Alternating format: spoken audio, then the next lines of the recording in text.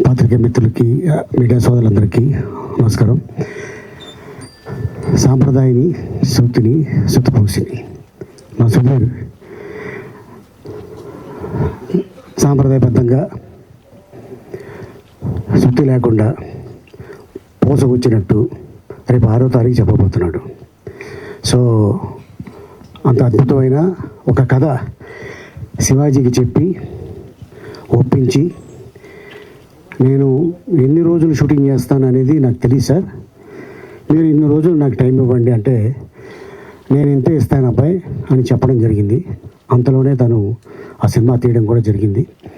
లక్కీగా మాకు ఓటీటీలో వెళ్ళే టైంకి ఆ సినిమా అనిల్ రావుపూడి గారు చూడటం, అబ్బాయి ఇది థియేటర్లో రిలీజ్ చేయండి చాలా బాగుంటుంది అని ఒక అద్భుతమైన ఐడియా ఇవ్వటం, దాంతో మా బనివాసు గారు ముందుకు రావటం అండ్ నిజంగా చాలా ఆనందంగా ఉంది.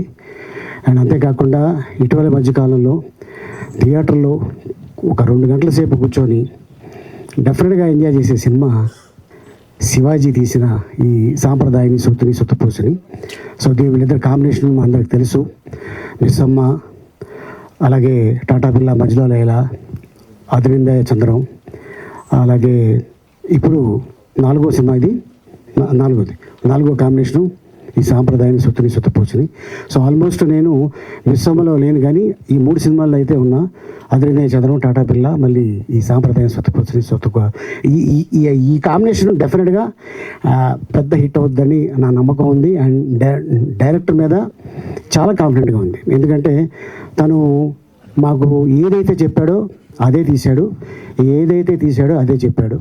సో ఈ సినిమా రేపు 6వ తారీఖున థియేటర్ రిలీజ్ అవుతుంది. సో శివాజీ డెఫినెట్గా నీ బ్యానర్లో ఇది ఒక పెద్ద హిట్ అయ్యి నీ బ్యానర్కి మంచి పేరు తీసుకొస్తుందని. అలాగే ఈ సినిమాలో చాలామంది నటీనటులు ఉన్నారు.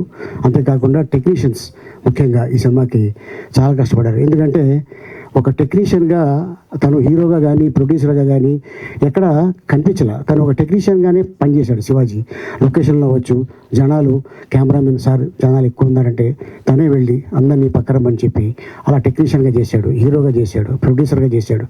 ఎవరిని కూడా బాధ పెట్టకుండా ఏదైతే తను కమిట్ అయ్యాడో అదే ఇచ్చాడు, అదే సినిమా చేశాడు. రేపు 6వ తారీఖున, మార్చి 6వ తారీఖున ఈ సినిమా థియేటర్ రిలీజ్ అవుతుంది. పెద్ద హిట్ అవ్వాలని ఆ భగవంతుని కోరుకుంటున్నాను.